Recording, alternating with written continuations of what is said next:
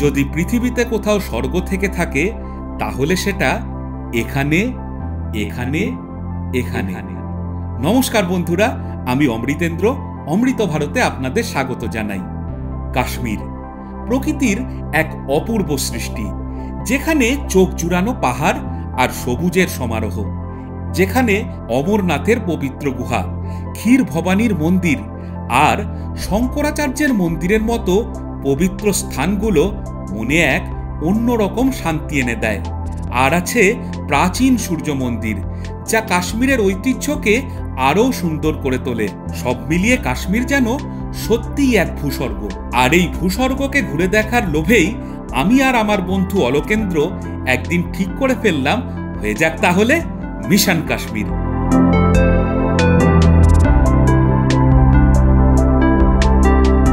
ঠিক হলো, আমরা বর্ষার সবুজ কাশ্মীরকে ঘুরে দেখব, আর তার সাথে প্রকৃতির অপরূপ শোভাকে পায়ে হেঁটে দেখতে দেখতে অমরনাথের পবিত্র গুহা দর্শন করব। যেমন ভাবা তেমনই কাজ। অমরনাথ যাত্রার রেজিস্ট্রেশন শুরু হতেই মেডিকেল সার্টিফিকেট বানিয়ে দুজনেই যাত্রার রেজিস্ট্রেশন করে নিলাম।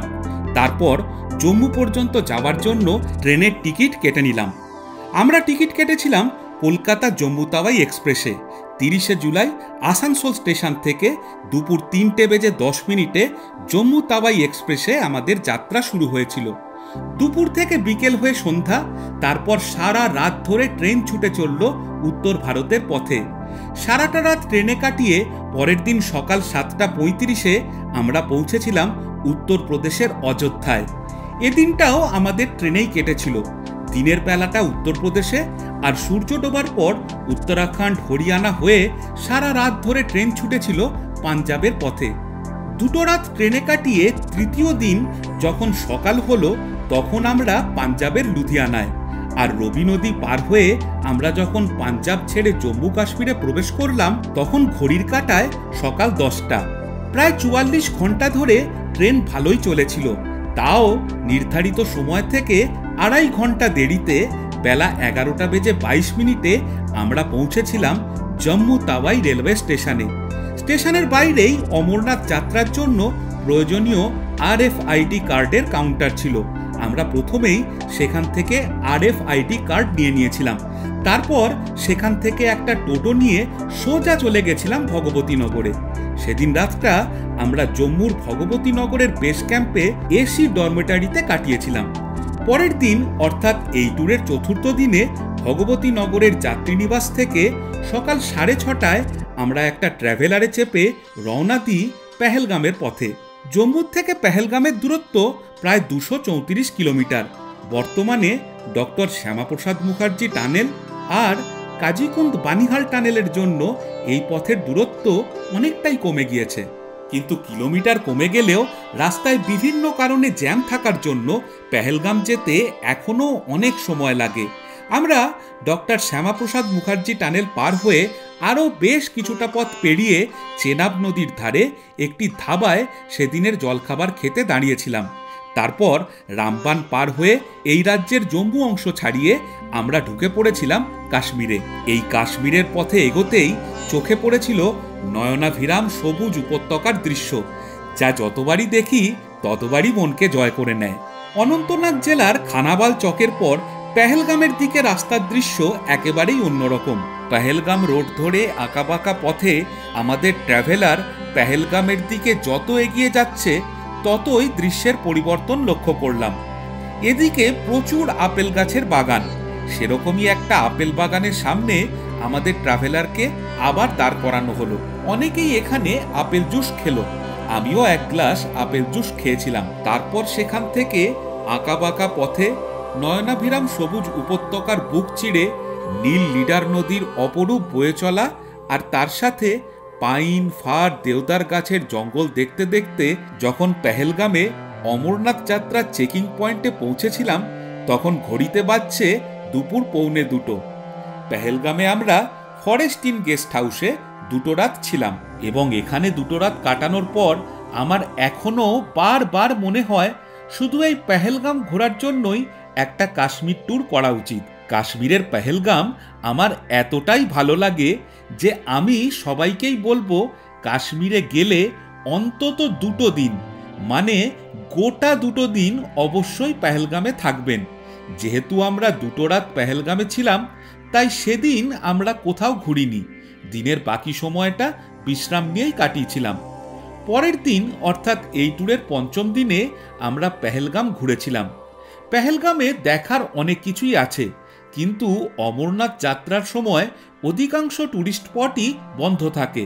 তাই সারা বছর পেহেলগামে গাড়ি বা ঘোড়া নিয়ে যেভাবে আড়ু ভ্যালি বা বৈশরণ ভ্যালি ঘুরে দেখা যায়, এই সময় তা করা যায় না।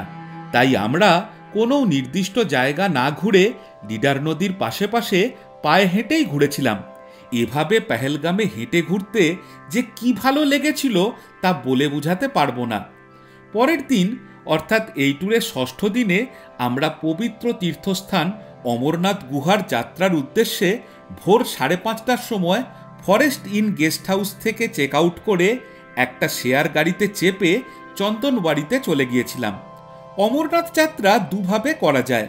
পেহেলগাম থেকে চন্দনবাড়ি এসে চন্দনবাড়ির থেকে হেঁটে অমরনাথ গুহা পৌঁছানো যায়। আর আরেকভাবে হলো জম্মু থেকে পেহেলগামে না এসে জম্মু থেকে শ্রীনগর হয়ে সোনামার্গ পার হয়ে বালতাল পৌঁছে সেখান থেকে পায়ে হেঁটে অমরনাথ গুহায় পৌঁছানো যায়। আমরা ঠিক করেছিলাম যাওয়ার সময় আমরা চন্দনবাড়ির দিক থেকে হেঁটে উঠব আর ফেরার সময় বালতালের দিক দিয়ে নামব। চন্দনবাড়ির থেকে পবিত্র অমরনাথ গুহার দূরত্ব 32 কিলোমিটার। অতটা রাস্তা আমাদের পক্ষে একদিনে হাঁটা সম্ভব নয়, তাই আমরা এদিন শেষনাগ বেস ক্যাম্প পর্যন্ত হেঁটে উঠেছিলাম। চন্দনবাড়ির থেকে শেষনাগের দূরত্ব 12 কিলোমিটার। সকাল 6:30টায় আমরা হাঁটা আরম্ভ করেছিলাম। ঠিক হয়েছিল পিছু টপে পৌঁছে আমরা কিছুক্ষণ বিশ্রাম নেব। চন্দনবাড়ির থেকে পিছু টপ মাত্র 3 কিলোমিটার, কিন্তু এই 3 কিলোমিটার পথ উঠতেই আমাদের বেশ কষ্ট হয়েছিল। এই রাস্তাটা বেশ খাড়া, তাই আমরা কোনো তাড়াহুড়ো না করে মাঝে মাঝে একটু দাঁড়িয়ে থেকে ধীরে সুস্থে চারপাশের দৃশ্য উপভোগ করতে করতে উপরে উঠেছিলাম। সকাল 9টায় আমরা পিছু টপে পৌঁছেছিলাম। মাত্র 3 কিলোমিটার রাস্তা পার হতে আমাদের 2.5 ঘন্টা লেগেছিল। তারপর প্রায় 45 মিনিট পিছু টপে বিশ্রাম নিয়ে আমরা এগিয়ে গিয়েছিলাম জজিপালের দিকে।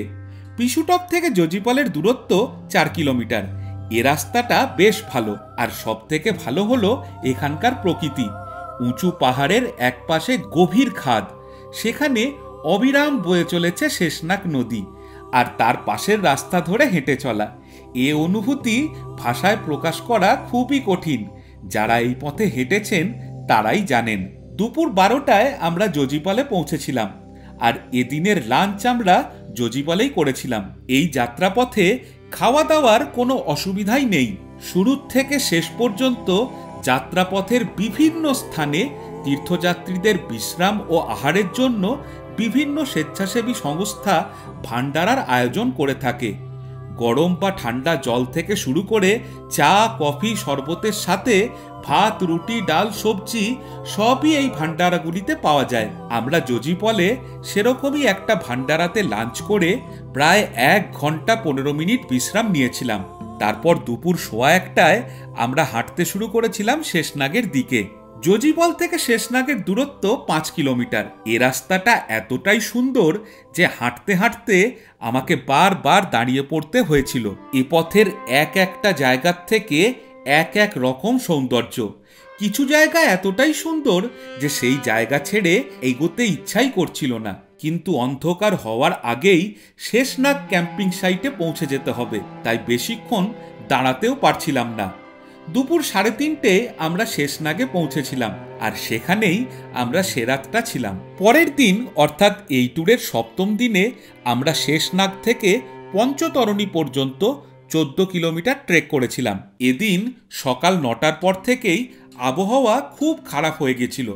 খারাপ আবহাওয়ার মধ্যেই কোনোভাবে ওয়াবাল টপ এবং এমজি টপ বা মহাগুনাস পাস পার হয়ে বেলা 11টায় আমরা পোষপত্রিতে পৌঁছাই। পোষপত্রিতে এই যাত্রাপথের সব থেকে বড় ভান্ডারা শিব সেবক দিল্লি ভান্ডারাতে আমরা সেদিনের লাঞ্চ করেছিলাম। এই ভান্ডারাতে কি আছে আর কি নেই 56 রকমের সুস্বাদু খাবার চারিদিকে দেখে কি খাবো সেটাই ঠিক করতে পারছিলাম না। প্রায় 1.5 ঘন্টা ওই ভান্ডারাতে বিশ্রাম নিয়ে এবং অনেক রকমের খাবার অল্প অল্প করে খেয়ে দুপুর 12:30টায় আমরা আবার হাঁটতে শুরু করেছিলাম। পৌষপাত্রীর থেকে পঞ্চতরণী দূরত্ব 8 কিলোমিটার। এখানে পথের এক পাশে পাহাড়, আরেক পাশে পাহাড়ি নদী, নদীর ওপারে আবার পাহাড়, আর পথটা খাড়া নিচের দিকে নেমে গিয়েছে। এই উতরাই পথে মোবাইল ফোনে হেডফোন লাগিয়ে কিশোর কুমারের গান শুনতে শুনতে হাঁটতে দারুণ লেগেছিল। সকালে প্রকৃতির যে ভয়ঙ্কর রূপ সেদিন দেখেছিলাম, দিনের দ্বিতীয় ভাগে তা একেবারে বদলে গিয়ে মহাকুনা স্টপের উল্টো দিকের ঢালে শান্ত সুন্দর প্রকৃতির মধ্যে দিয়ে হাঁটার সময় যে আনন্দ সেদিন পেয়েছিলাম তা চিরকাল আমার মনের মধ্যেই থেকে যাবে। বিকেল 4টের সময় আমরা পঞ্চতরণীতে পৌঁছেছিলাম, আর সে রাতটা আমরা পঞ্চতরণী ক্যাম্পসাইটে টেন্টে ছিলাম। পরের দিন অর্থাৎ এই ট্যুরের 8ম দিনে আমরা অমরনাথ গুহা দর্শন করেছিলাম। পঞ্চতরণীর থেকে অমরনাথের পবিত্র গুহার দূরত্ব 6 কিলোমিটার। এর মধ্যে প্রথম 2.5 কিলোমিটার আঁকাবাঁকা চড়াই রাস্তা, তারপর আর খুব বেশি চড়াই নেই। সেই পথে কিছুটা এগোতেই দেখতে পেয়েছিলাম বরফ আর অমর গঙ্গা নদী। নদী পেরিয়ে কিছুটা এগোতেই পৌঁছে গেছিলাম গুহার সামনে। সেখানে 160টা সিঁড়ি রয়েছে, যেগুলো দিয়ে উপরে উঠতে খুবই কষ্ট হয়েছিল। 13,500 ফুট উচ্চতায় 160টা সিঁড়ি ভেঙে উপরে ওঠা যে কি, তা ওই উচ্চতায় যারা গেছেন তারাই জানেন। তবে ওখানে পৌঁছে যাবার পর মনের মধ্যে যে এক অদ্ভুত তৃপ্তি আনন্দ মিশে গিয়ে এমন এক অবস্থা হয়েছিল, তা কি বলে বোঝানো সম্ভব? আমার মনে হয় তা কেউই বলে বোঝাতে পারবে না। এ এক অদ্ভুত অনুভূতি। আমি তো সেভাবে ছবি তুলতে পারিনি, কারণ চোখ তখন জলে ভিজে। ওই গুহার ভিতরে তিনি আছেন কি না জানি না, কিন্তু এই যাত্রাপথে আমি যেন সব সময় এই প্রকৃতির মাঝেই তাকে দেখেছি। বেলা 11টায় আমরা গুহার কাছে পৌঁছেছিলাম, আর দুপুর 2টো পর্যন্ত আমরা ওখানেই ছিলাম। তারপর লাঞ্চ করে সেদিনই আমরা বালতালে নেমে গেছিলাম। অমরনাথ পবিত্র গুহার থেকে বালতাল বেস ক্যাম্প প্রায় 14 কিলোমিটার। একদিনে পঞ্চতরণীর থেকে গুহা পর্যন্ত গিয়ে গুহা দর্শন করে সেদিনেই আবার 14 কিলোমিটার ট্রেক করে বালতালে নেমে আসতে ভালোই কষ্ট হয়েছিল। তবে রাস্তার দুপাশের দৃশ্য দেখে মন ভরে গিয়েছিল। পরের দিন অর্থাৎ এই ট্যুরের 9ম দিনে আমরা বালতাল থেকে শ্রীনগরে গিয়েছিলাম। কয়েকটা দিন কাশ্মীরের পাহাড়ে হেঁটে অমরনাথ তীর্থ দর্শনের পর এবার সবুজ কাশ্মীরের জনপ্রিয় জায়গাগুলোকে ঘুরে দেখেছিলাম। প্রথমেই সোনামার্গ। বালতাল থেকে শ্রীনগরের দূরত্ব 92 কিলোমিটার। যে রাস্তাটা ধরে বালতাল থেকে শ্রীনগর যেতে হয় সেটা হলো NH1 বা শ্রীনগর লে হাইওয়ে। এই হাইওয়ে ধরে বালতাল থেকে শ্রীনগরের দিকে যাওয়ার পথেই পড়ে সোনামার্গ। আমরা সেদিন বালতাল থেকে একটা শেয়ার গাড়িতে প্রথমে সোনামার্গে চলে গিয়েছিলাম। সেখানে বেশ কিছুক্ষণ সময় কাটিয়ে সেখান থেকে আবার একটা শেয়ার গাড়িতে শ্রীনগরে গিয়েছিলাম। এতে আমাদের একদিনেই বালতাল থেকে শ্রীনগরে পৌঁছানোর সাথে সাথে সোনামার্গ ঘুরে দেখাও হয়ে গেছিল। শ্রীনগরে আমরা ডাল লেকের 8 নম্বর ঘাটের কাছে চিনার গেস্ট হাউসে উঠেছিলাম। পরের দিন অর্থাৎ এই ট্যুরের 10ম দিনে আমরা শ্রীনগর থেকে একটা গাড়ি রিজার্ভ করে গুলমার্গ ঘুরতে গিয়েছিলাম। শ্রীনগর থেকে গুলমার্গ প্রায় 55 কিলোমিটার। গাড়িতে যেতে সময় লাগে 2 থেকে 2.5 ঘন্টা। শ্রীনগর থেকে গুলমার্গ যাবার পথটা ভারী চমৎকার। বিশেষ করে তানমার্গের পর রাস্তাটা যখন এঁকে বেঁকে পাহাড়ে উঠতে থাকে তখন চারপাশের দৃশ্য অসাধারণ লাগে। আগস্ট মাসে গুলমার্গের সেরা আকর্ষণ হলো সবুজ প্রকৃতির মাঝে নানা রঙের নানান রকম ফুল। এ সময়ে গুলমার্গে বরফ থাকে না বললেই চলে, তাই এখানকার বিখ্যাত গন্ডোলায় না চড়ে আমরা সেদিন ঘোড়ায় চড়ে গুলমার্গের চারিদিক ঘুরে দেখে সন্ধ্যায় আবার শ্রীনগরে ফিরে এসেছিলাম। পরের দিন আমরা শ্রীনগর ঘুরেছিলাম। শ্রীনগরে ঘুরে দেখার অনেক কিছুই রয়েছে, কিন্তু একদিনে সব জায়গা ঘুরে দেখা সম্ভব নয়। তাই আমরা আগের থেকেই বেশ কয়েকটা জায়গা সিলেক্ট করে একটা গাড়ি রিজার্ভ করেছিলাম। প্রথমেই গিয়েছিলাম দাচিগাম। কাশ্মীরের দাচিগাম অরণ্যে birch, oak, fir, poplar, hazelnut, chestnut ইত্যাদি গাছ দেখতে পেলেও হিমালয়ান ব্ল্যাক বিয়ার পাকা ওক ফল খেতে এসেছে সে দৃশ্য দেখতে পাইনি। তবে শ্রীনগর থেকে 22 কিলোমিটার দূরে দাচিগাম ন্যাশনাল পার্কে গিয়ে খাঁচায় বন্দি ব্ল্যাক বিয়ার দেখতে পেয়েছিলাম। আমরা এদিনের বেশিরভাগ সময় এই ন্যাশনাল পার্কে ঘুরেই কাটিয়েছিলাম।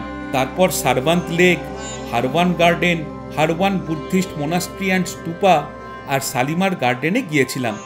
এই সব ঘুরে দেখতে দেখতেই লাঞ্চের সময় হয়ে গিয়েছিল। লাঞ্চের পর নিশাতবাগ, পরিমহল এবং শ্রীনগরের বিখ্যাত লাল চকে গিয়েছিলাম। ট্যুরের দ্বাদশ দিনে আমরা শ্রীনগরকে বিদায় জানিয়ে শ্রীনগর থেকে জম্মু গিয়েছিলাম। শ্রীনগর থেকে জম্মু প্রায় 243 কিলোমিটার। গাড়িতে যেতে সময় লাগে 7 থেকে 8 ঘন্টা। তাই আমরা পুরো রাস্তাটা গাড়িতে না গিয়ে শ্রীনগর থেকে বানিহাল পর্যন্ত লোকাল ট্রেনে এবং বানিহাল থেকে জম্মু শেয়ার গাড়িতে গিয়েছিলাম। জম্মুতে আমরা জম্মু তাওয়াই রেলওয়ে স্টেশনের কাছেই শ্রী মাতা বৈষ্ণোদেবী শ্রাইন বোর্ডের কালিকা ধামে উঠেছিলাম। পরের দিন অর্থাৎ ট্যুরের ত্রয়োদশ দিনে আমাদের ফিরে আসার ট্রেন ছিল। এরই ফাঁকে আমরা সেদিন জম্মু শহরের বেশ কিছু জায়গা একটা অটো রিজার্ভ করে ঘুরেছিলাম। জম্মুর বিখ্যাত রঘুনাথ মন্দির, শ্রী গুরু নানক দেবজি গুরুদ্বারা, হরিকা পাউড়ি, বহু ফোর্ট এবং বাগে বহু ঘুরে দেখতে দেখতেই সন্ধ্যা হয়ে গিয়েছিল। রাত 11:15টায় 12332 হিমগিরি এক্সপ্রেসে আমাদের টিকিট ছিল। সেই ট্রেনে করেই আমরা আসানসোলে ফিরেছিলাম। ট্যুরের চতুর্দশ দিন আমাদের ট্রেনেই কেটেছিল, আর 15তম দিন সকাল 8:45টায় আমরা আসানসোলে ফিরেছিলাম। এভাবেই 15 দিনের এই ভ্রমণ আমাদের শেষ হয়েছিল।